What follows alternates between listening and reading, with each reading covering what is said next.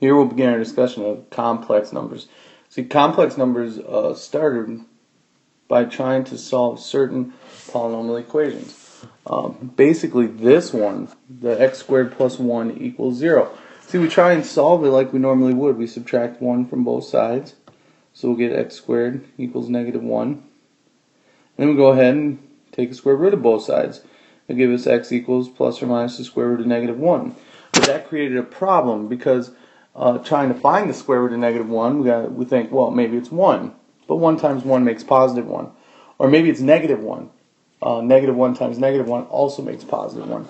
And there's no number that, when multiplied by itself, will equal a negative number.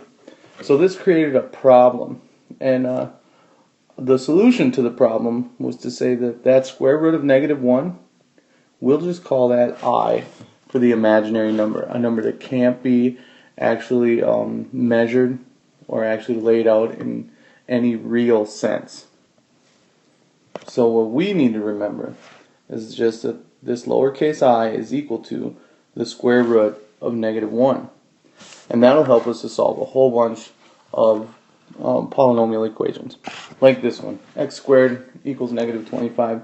We'll just have at it by taking the square root of both sides. On the left, that'll leave us with x squared.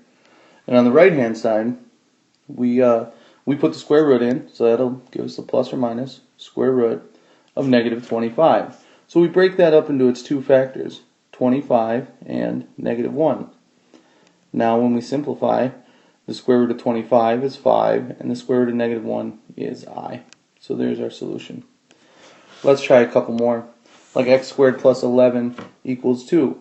We'll go through it like we should, subtracting 11 from both sides. X squared equals negative 9. Now we go to square root it. X equals plus or minus, and negative 9 can be broken up into the square root of 9 times the square root of negative 1. Square root of 9 is 3. Square root of negative 1 is I. So x equals plus or minus 3i. How about a more complicated one? 2x squared plus 11 equals negative 38. We start by subtracting the 11 again. And that'll give us 2x squared equals negative 49. Now I'll get rid of the 2. Divide by 2. X squared equals negative 49 over 2. And get rid of the squared by square rooting. X equals, and now we got to start splitting things up. In the numerator, we'll have the square root of 49 times the square root of negative 1. And in the denominator, we'll have the square root of 2. All of it is plus minus. So x equals plus or minus 7i over square root of 2. This is almost good, but we have a small problem. We have a radical in the denominator. And anytime, just like anytime we deal with fractions, anytime we deal with radicals, we've got to try and simplify them. So we should be able to do this quickly. Plus or minus, bring the square root of 2 up, and then the square root of 2 turns into 2.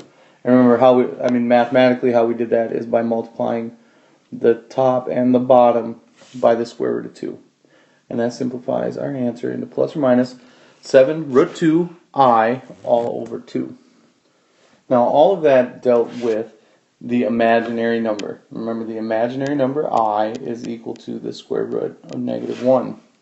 A slightly more complicated version of the imaginary number is what we call the complex numbers. And complex numbers have two parts. In general, we call them a plus bi. This is the form of all complex numbers. And like I said, there are two parts. There's the a and the bi. The a is what we call the real part, and the b, or the bi, is called the imaginary part. We can't combine them two because one's real and one's imaginary. This imaginary part has an I in it. The real part just would be a number. What's important about this is first of all that it's two separate terms. And secondly, the order matters, that the first number is real and the second number is imaginary. See, sometimes we might end up with a solution that looks like this. 2i minus 7 equals 3. This is not a complex number written in proper form because, first of all, complex numbers have two terms. in this example, 2i minus 7 over 3, that's just one term. It's one little fraction. The numerator has two terms in it, but in whole, it's just one term. So first of all, we need to split this up into two separate terms. The first one being 2i over 3 minus 7/3. The second thing is that the real number has to come first. So what I want to do is take this negative 7/3 and this positive 2i over 3 and just switch them around. So that would give me negative 7/3 in front plus 2i over 3 coming second. Now this is a great solution, and it's in the right form and everything. One small thing, if you like it a little bit neater, instead of calling that 2i over 3, you could call it 2/3 and put the I out in front. Either way, exactly the same. All right, but the important thing is that we have two separate terms, and the first term is the real number, and the second term is the imaginary number. So let's simplify some expressions. What if we have to add things together, like 8 plus 2i plus 3 minus I? Here we have two distinct complex numbers, and we want to add them together. Well, each of those numbers have a real part, and each of those numbers have an imaginary part. So what we should do is just take those real parts and put them together, then take those imaginary parts and put them together. So 8 plus 3 is 11, and 2i minus I is just positive 1i. Basically, this is just combining like terms. If we have subtraction, it's the same idea. We want to combine like terms, but I just warn you, take a second and think about what you're doing. A problem like this, here we have two complex numbers, 7 minus 6i and 3 minus 6i, and we want to subtract them. If you do this problem too quickly, it's very easy, even for good mathematicians, to visually put together that negative 6i, and we're subtracting negative 6i. We see all this 6i stuff happening, and just put it together in the wrong way.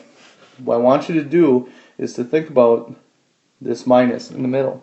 And what we're going to have to do is distribute that to both of those terms. So this will turn into 7 minus 6i minus 3 minus negative 6i. Now that we have it all written out, we can just combine like terms. And our first like terms are 7 and negative 3, so that would make 4. Then we have minus 6i and plus 6i. Putting those together, we get 0 i's. So this thing will just simplify to the real number 4. So things to remember when it comes to complex numbers is that all complex numbers have two terms, a real term and an imaginary term. And anytime that we want to add or subtract them, just like we were adding and subtracting any sort of other expression, it boils down to just combining like terms.